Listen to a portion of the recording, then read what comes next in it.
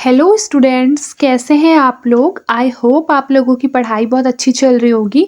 आज हम test number 7 solve करने वाले हैं यूपीएससी का। ठीक है, टेस्ट 7।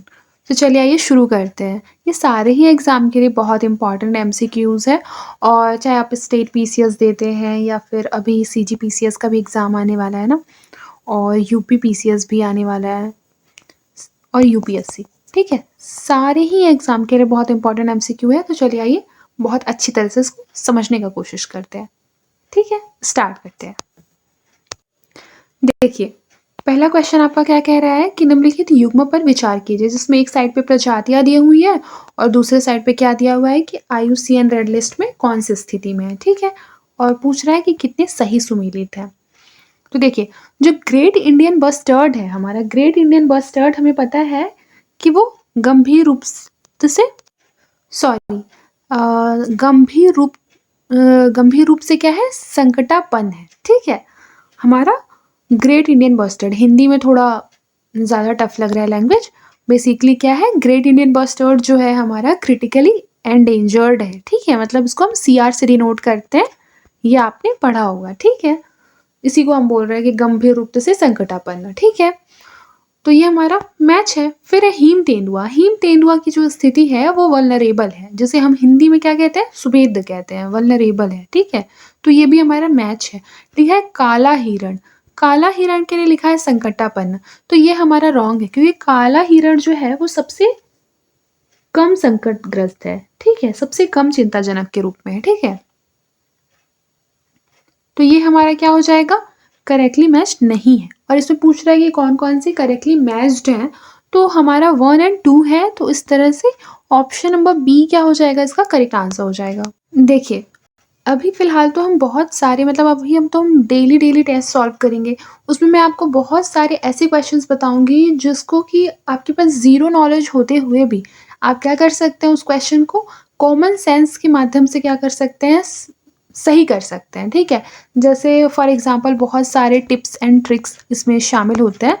तो मैं आपको कोशिश करूँगी कि सारे टेस्ट के लिए क्या 1-2 ट्रिक बता दूँ। ठीक है, तो जैसे कि फॉर एग्जांपल ये वाला हम क्वेश्चन देखते हैं। ठीक है, मान लीजिए ये वाला क्वेश्चन हम एग्जांपल के लिए ले रहे हैं, जिसमें क्या बोल रहा है कि भारत के वित्तीय पारिस्थितिकी तंत्र के संदर्भ में डिजिटल सार्वजनिक अवसंरचना, जिसे हम डीपीआई बोलते हैं, से रिलेटेड 3 स्टेटमेंट दिए हुए हैं। ठीक है, कॉमन सेंस के बेस पे। मान लीजिए आपको कुछ भी नहीं आता है, तो एक बार इस स्टेटमेंट को पढ़िए। देखिए क्या लिखा हुआ है कि डीपीआई से तात्पर्य ऐसे मूलभूत डिजिटल समाधानों से है जो सार्वजनिक उपयोग हेतु उपलब्ध और अंतर प्रचालनीय है। ठीक है, कहने का मतलब आप समझ रहे हैं। इसमें बोल रहा है कि जो डीपीआई है, जिसको कि हम बोल रहे हैं डिजिटल सार्वजनिक अवसंरचना, उसका मतलब ऐसे डिजिटल समाधानों से है जो कि सार्वजनिक उपयोग हेतु क्या है, उपलब्ध है और प्रचालन में है ना, प्रचलित है। कहने का मतलब इसका ये है। ठीक है, तो ये तो हमें बिल्कुल सही लग रहा है, इसमें तो कुछ भी गलत नहीं है, बिल्कुल सही बात बोला। कॉमन सेंस के हिसाब से भी हम सही कर सकते हैं। फिर देखिए, इसमें लिखा है कि डीपीआई आधार और यूनिफाइड पेमेंट्स इंटरफेस, जिसे यूपीआई कहते हैं, और डिजीलॉकर प्लेटफॉर्म तक ही सीमित है। तो ये तो हमारा बहुत एक्सट्रीम हो गया सेंटेंस, और मैंने आपको बताया कि जब बहुत एक्सट्रीम सेंटेंस रहेगा तो वो क्या हो जाएगा, हमारा रॉन्ग हो जाएगा। देखिए, सबसे पहली बात कि जितना भी हमारा जैसे डिजिटल कोई भी चीज़ होता है, तो वो मैंने आपको बताया ना कि कहीं न कहीं पे उसका जो प्रचार है वो ज़्यादा होगा। वो एक ही स्थान पे या कुछ सीमित चीज़ों तक ही क्या सीमित नहीं रह सकता। ठीक है, तो ये तो ऑलरेडी हमारा रॉन्ग हो गया। ठीक है, फिर दिया हुआ है थर्ड स्टेटमेंट की जो डीपीआई है उसका उद्देश्य क्या है। तो उद्देश्य है कि सुलभ डिजिटल सेवाएं प्रदान करना और वित्तीय समावेशन को सुविधाजनक बनाना। तो इसमें तो कुछ भी गलत नहीं लग रहा है, कॉमन सेंस के हिसाब से भी हमारा ये सही है। तो इस तरह से अगर हम सेकंड हटा देते हैं तो हमारे पास बचता है 1 and मतलब ए और बी वाला बच रहा है ऑप्शन। ठीक है, तो इस तरह से तो हम इजीली आंसर निकाल सकते हैं। हमें पता है कि करेक्ट आंसर जो होगा ऑप्शन नंबर ए होगा। ठीक है, फिर देखिए राष्ट्रीय हरित हाइड्रोजन मिशन। ठीक है, ये एक बहुत ही इम्पॉर्टेंट टॉपिक हो जाता है हमारे यूपीएससी के लिए, तो बहुत ज़्यादा इम्पॉर्टेंट है। ठीक है, क्योंकि अभी फ़िलहाल आज के युग में हाइड्रोजन का जो यूज़ है वो क्या होता है, डे बाय डे बढ़ता ही जा रहा है ना। तो इसलिए ये काफ़ी इम्पॉर्टेंट हो जाता है। अपने करंट अफेयर्स में भी ये सब पढ़ा होगा। द हिंदू में भी बहुत सारे आर्टिकल्स पे आ रहे हैं, किस पे? हाइड्रोजन मिशन पे, ठीक है? तो एक बार देख लेते हैं, देखिए, इसका जो उद्देश्य है वो भारत को हाइड्रोजन उत्पादन के वैश्विक केंद्र के रूप में विकसित करना है, बिल्कुल सही। फिर लिखा है मिशन का जो लक्ष्य है वो नवीनीकरणीय स्रोतों का उपयोग करके हाइड्रोजन उत्पादन की लागत को क्या करना है? कम करना है, बिल्कुल सही। मिशन का मुख्य उद्देश्य जो है कृषि क्षेत्र में हाइड्रोजन के उपयोग को बढ़ावा देना है। देखिए, सबसे पहली बात तो यहाँ पे बोल रहा है मेनली, मेनली भी एक तरह से हमारा क्या हो जाएगा? एक्सट्रीम वर्ड हो जाएगा। क्योंकि अगर मेनली जो है वो पर्टिकुलर किसी स्पेसिफिक चीज़ के लिए है और हमें पता है कि जो हाइड्रोजन मिशन है उसका जो यूजेज है वो मेनली कहाँ पे होने वाला है? हमारा उद्योगों में होने वाला है। कहाँ होने वाला है? उद्योगों में होने वाला है। फिर इलेक्ट्रिसिटी बनाने के लिए होने वाला है, ठीक है? ना कि किसके लिए होने वाला है?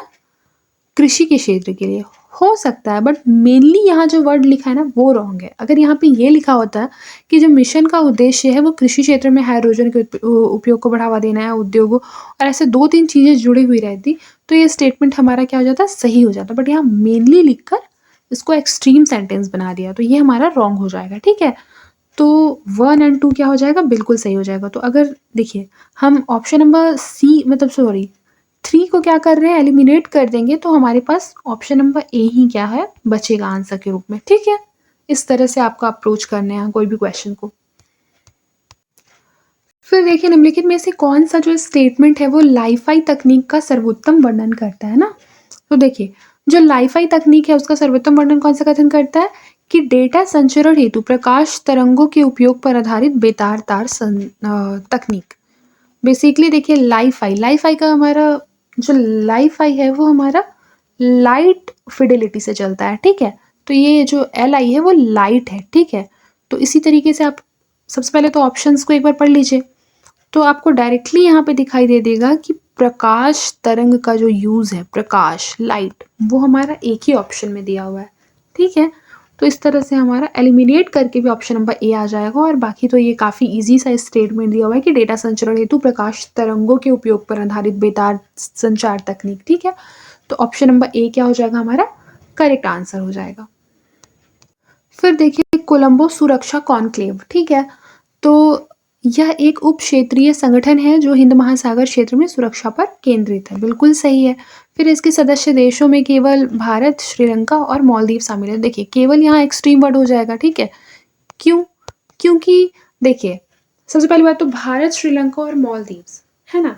ये 3 देश ही केवल शामिल, ऐसा हो सकता है क्या? ऐसा भी तो हो सकता है कि एक कंट्री और हो या फिर 2 या फिर 3, है ना? कुछ भी हो सकता है। तो ये तो ऐसे ही रॉन्ग हो जाएगा कॉमन सेंस के हिसाब से। और याद रखिएगा कि कोलंबो सुरक्षा कॉन्क्लेव में बांग्लादेश भी है और मॉरिशस भी है, ठीक है?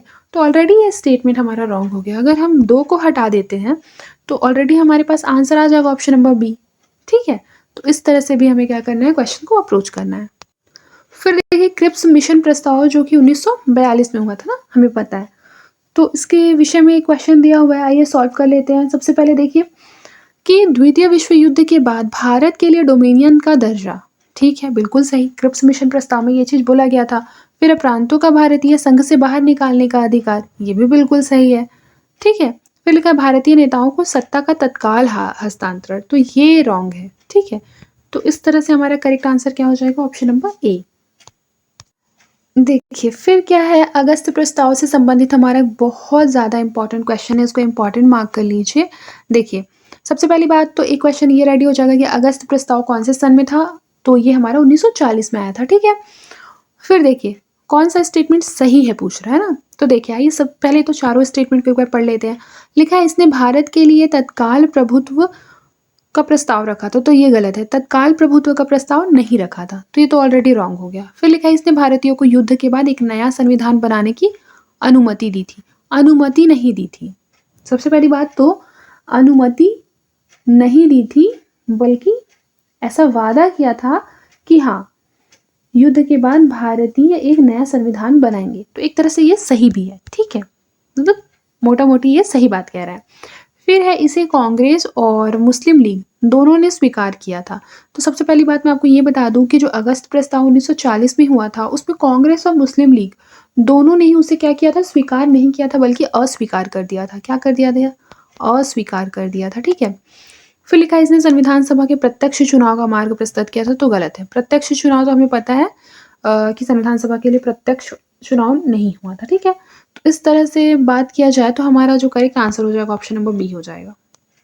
फिर अगला क्वेश्चन क्या है कि कैबिनेट मिशन योजना के विषय में है, जो कि हमें पता है कि कैबिनेट मिशन योजना जो हुई थी वो हमारा 1946 में हुई थी और इसमें लिखा है कि इसमें कमजोर केंद्रीय सरकार वाली संघीय संरचना का प्रस्ताव रखा गया था। बिल्कुल सही है। इसने भारत को 2 भागों में विभाजित करने की सिफारिश की थी, तो ये रॉन्ग है क्योंकि कैबिनेट मिशन योजना 1946 का उद्देश्य ही था कि भारतीय संघ को क्या करना, एकजुट करना। तो ये तो ऐसे भी रॉन्ग हो गया। और देखिए हमारा जब 2 हट जाएगा और इसमें हमारा 2 है, तो ये आंसर तो सही होगा नहीं। तो इस तरह से करेक्ट आंसर क्या हो जाएगा हमारा, ऑप्शन नंबर ए हो जाएगा, ठीक है?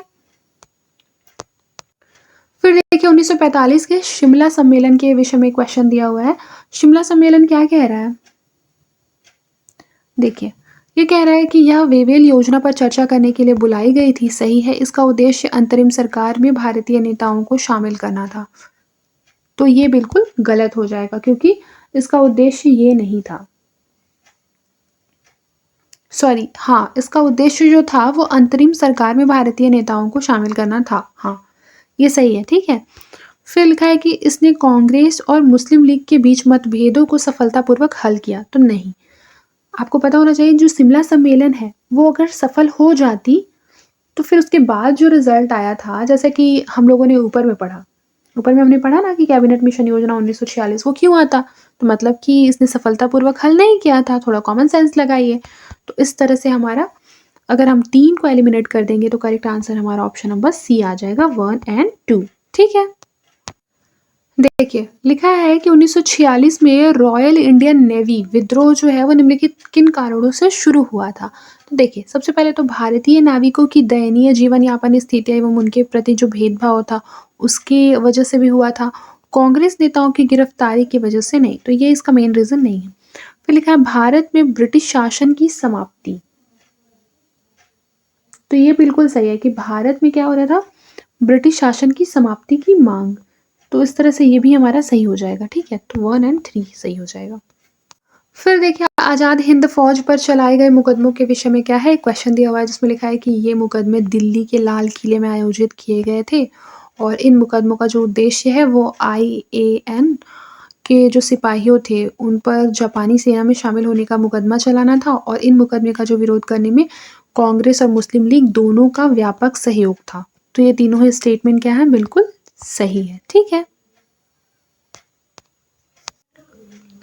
फिर देखिए निम्नलिखित नामों पर विचार कीजिए जिसमें बोल रहा है कि कितने सदस्य जो है वो कैबिनेट मिशन के थे, ठीक है। तो आइए देख लेते हैं। सबसे पहले स्टैफोर्ड क्रिप्स जो है ये थे, ठीक है। फिर पैथिक लॉरेंस भी थे, लॉर्ड वेवेल तो नहीं थे, एवी अलेक्जेंडर ये भी थे। तो इस तरह से कैबिनेट मिशन के सदस्य जो थे, ये ऑप्शन नंबर सी क्या हो जाएगा, करेक्ट आंसर हो जाएगा।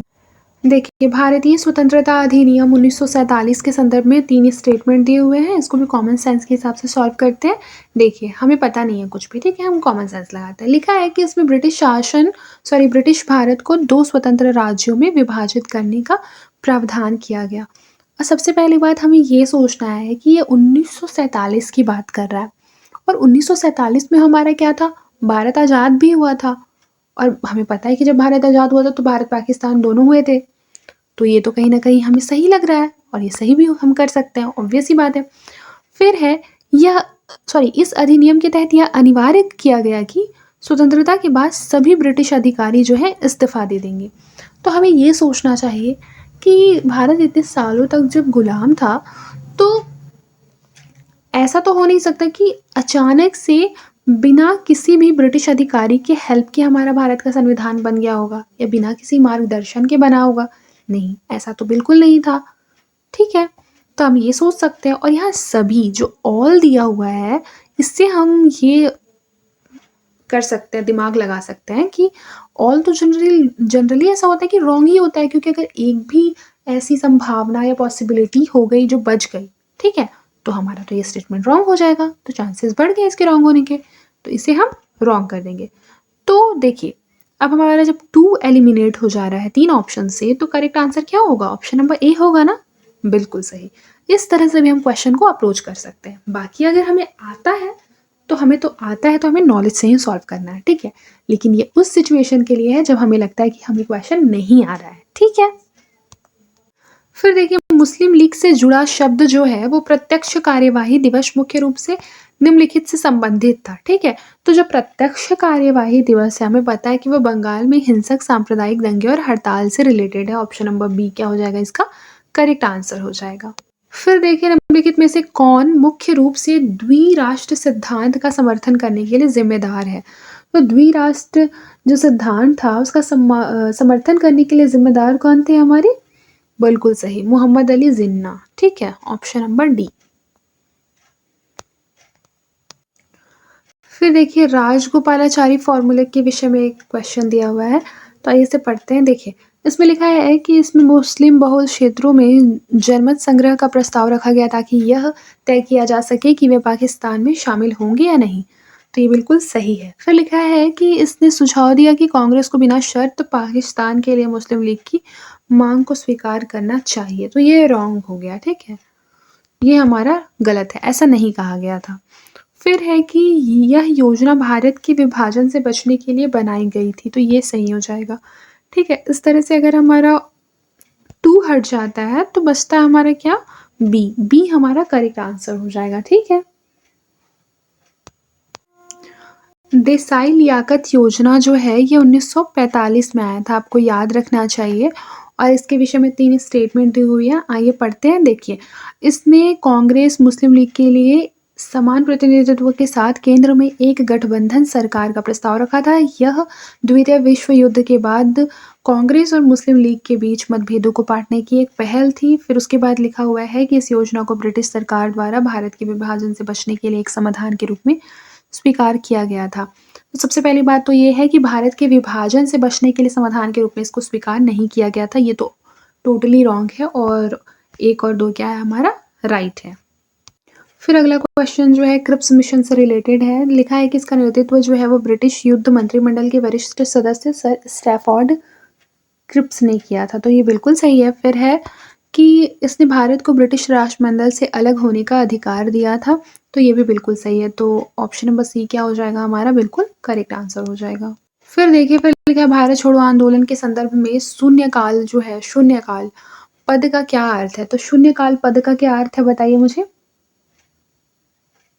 तो शून्यकाल पद का जो अर्थ है वो हमारा है कि वह अवधि शून्यकाल कहलाती है जब अंग्रेजों ने आंदोलन के दमन के लिए कांग्रेस नेताओं की सामूहिक गिरफ्तारी शुरू की थी। तो ऑप्शन नंबर सी क्या हो जाएगा, ये इसका करेक्ट आंसर हो जाएगा। मेरे साथ रिपीट कीजिए कि भारत छोड़ो आंदोलन के संदर्भ में शून्यकाल पद का क्या अर्थ था?